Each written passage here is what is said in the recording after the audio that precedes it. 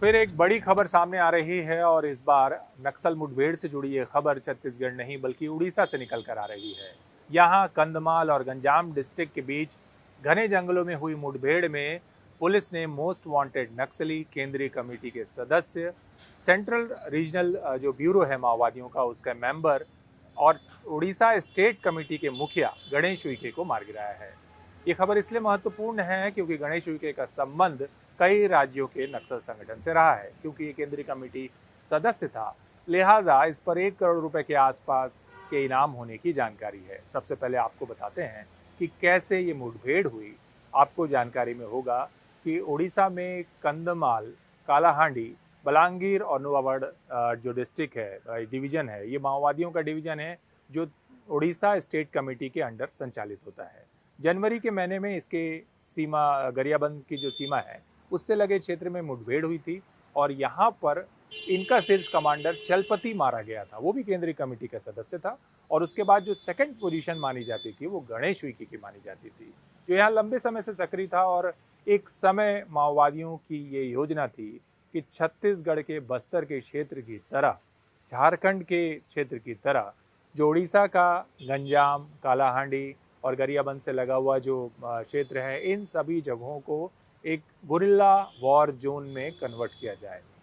एक वो ऐसा स्पेस बनाया जाए जो कि एमएमसी जोन के साथ जुड़कर दंडका रणनीक कुछ कनेक्ट कर दे और एक बड़ा कॉरिडोर विकसित हो जाए, जिससे कि मध्य प्रदेश, महाराष्ट्र से लेकर के छत्तीसगढ़ तक एक बड़ा कॉरिडोर तैयार हो।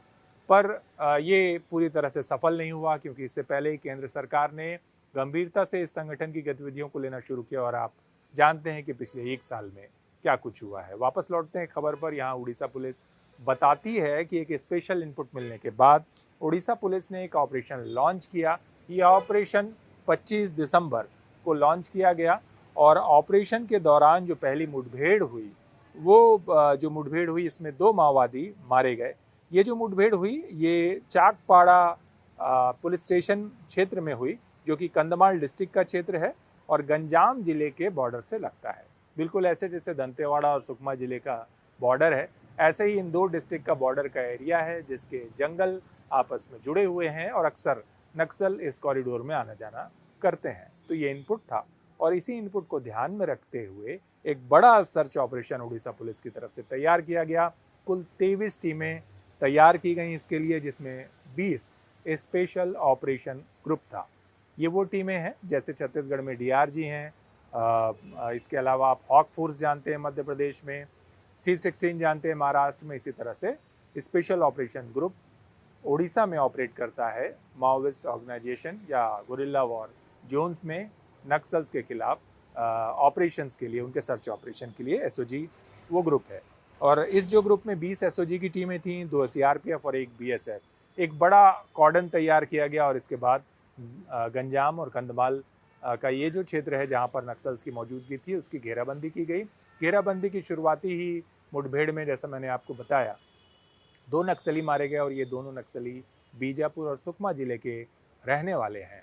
दोनों नक्सलियों के शव मौके से बरामद किए गए। एक इंसास राइफल 303 बरामद की गई।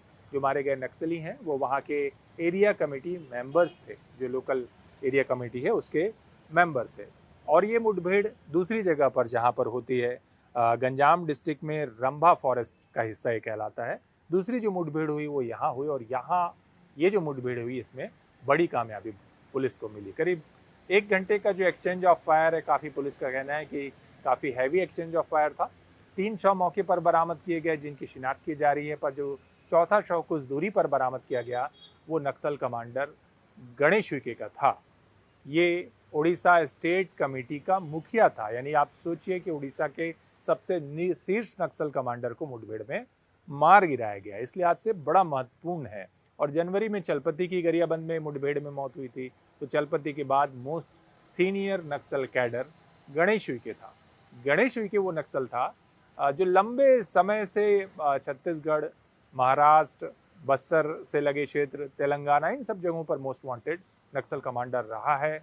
अर्बन नेटवर्क में इसकी अच्छी खासी पकड़ थी। संगठन को विस्तार देने, अर्बन क्षेत्रों में कनेक्टिविटी, सप्लाई चेन विकसित करने, इस तरह के कामों में इसे महारत हासिल थी। कई भाषाओं का जानकार था ये और इसके साथ ही जब शुरुआती दौर में जब तेलंगाना से Maoist Dandakaranya special zonal committee में आए, उन्होंने यहाँ संगठन तैयार किया। उनमें से महत्वपूर्ण जो कुछ लोग थे, उन शुरुआती लीडर्स में से गणेश उइके था। इसका जो मूल नाम है वो पी हनुमंता है और ये नलगोंडा डिस्ट्रिक्ट का रहने वाला है। लंबे समय से नक्सल संगठन को इसने तैयार किया। रमन्ना इसके खास सहयोगी हुआ करते थे, जिसकी 2019 में मौत हुई। दंडकारण स्पेशल जोनल कमेटी का वो कमांडर था। गणेश उइके के लिए माना जाता है कि उसने दक्षिण बस्तर डिवीजन के साथ साथ पश्चिम बस्तर डिवीजन, अबुझमाड़ के क्षेत्र में और आखिर में दरभा डिवीजन को, जो सबसे डेडली अटैक्स के लिए जाना जाता है, उसको तैयार करने में अहम भूमिका निभाई। उसकी एक खासियत ये भी थी कि वो लंबे समय तक जगदलपुर यानी कि छत्तीसगढ़ के बस्तर संभाग का जो मुख्यालय है, यहाँ पर रहते हुए उसने यहाँ के स्थानीय कॉलेज में एमएससी की पढ़ाई की। हालांकि ये पढ़ाई वो उसने बीच में छोड़ दी। वजह ये थी कि पुलिस की निगरानी में आने की आशंका उसे हुई और वो आखिरकार यहाँ से अचानक गायब हो गया। मेरी एक बार गणेश उइके से जब मुलाकात हुई तो उसने बताया कि वो छात्रावास में यहाँ रहते हुए वो पढ़ रहा था उस दौरान, और यहाँ के कई नेताओं को वो व्यक्तिगत तौर पर जानता है। एक एक सड़क, चौक, चौराहा, जगहों के बारे में उसे बेहतर जानकारी थी। तो आप समझिए कि इस तरह से एक अर्बन एक्टिविटी शुरुआती सालों में उसने बस्तर में भी संभाग मुख्यालय में दी। फिर वो कलेक्ट्रेट हो, पुलिस थाने हो, ऐसी कई महत्वपूर्ण जानकारियाँ उसके पास साल 2010 के दौरान थी, जब वो बस्तर में सक्रिय था। इसके बाद 2017 के आसपास जो जानकारी मिलती है उसके मुताबिक उसे माओवादियों के जो वेस्टर्न जो घाट एरिया है उसको तैयार करने का जिम्मा उसे सौंपा गया। ये वो क्षेत्र है जिसमें केरल, कर्नाटक, तमिलनाडु से लगे हुए क्षेत्र को, इस कॉरिडोर को विकसित करने की योजना थी, जहाँ पर कई तरह की प्लानिंग की जाती थी। अटैक्स की सप्लाई के लिए जो दूसरे रास्ते हैं, रूट हैं, उनकी तलाश की जाने की तैयारी थी। तो ये कॉरिडोर विकसित करने वो गया, लेकिन 2019 के बाद से ऐसी जानकारी आती है कि वो उड़ीसा और इससे लगे हुए क्षेत्र में धमतरी, उत्तर बस्तर, इन जगहों पर लगातार उसका आना जाना रहा था। बहुत आम सा चेहरा, बहुत आम व्यक्ति की तरह दिखने वाला ये व्यक्ति लंबे समय से नक्सलियों का हार्डकोर कमांडर रहा है और कई बड़े नक्सल हमलों का मास्टरमाइंड भी रहा है। तो इस शीर्ष नक्सल कमांडर को आखिरकार उड़ीसा पुलिस ने मार गिराया। एक बात और आपको बता दूं कि एक समय ऐसा था जब वो जगदलपुर में रहते हुए पढ़ रहा था, यहाँ की छात्रावास में था, और उस दौरान उसने शहीद पार्क में, जगदलपुर के शहीद पार्क में भी कुछ पोस्टर्स चिपका दिए थे। जब ये पोस्टर चिपके तो आनंद फानन में बड़ा हड़कंप मचा था उस दौरान, और ऐसा लगा कि यहाँ इस तरह की एक्टिविटी संभाग मुख्यालय में हो रही है। और जब इसकी तलाश शुरू हुई तो उसके बाद 4 ऐसे संदिग्ध लोगों को आंध्र प्रदेश पुलिस ने ट्रैक किया। इनमें से 2 लोगों को बाद में एनकाउंटर में आंध्र प्रदेश में मारा गया, और जब ये एनकाउंटर हुआ उसके बाद से ही गणेश उइके ने अपनी पढ़ाई अधूरी छोड़कर भूमिगत होने का फैसला किया। अचानक छात्रावास और कॉलेज की पढ़ाई से गायब होने के बाद उसका पूरा इतिहास जंगलों में और अलग अलग संगठन को तैयार करने में, और अब आखिर में उड़ीसा के गंजाम जिले के जंगल में समाप्त होता दिखाई देता है। तो ये उसका पूरा सफ़र था गणेश उइके का, कि कैसे एक शीर्ष कमांडर लंबे समय से सक्रिय रहा और उसकी मौत उड़ीसा में हुई मुठभेड़ के दौरान। गणेश उइके ने इस बात का भी हाल ही में एक पत्र में विरोध किया था कि जो उड़ीसा स्टेट कमेटी है उसको इस बात की कोई जानकारी नहीं है कि देवजी को महासचिव बनाया गया है।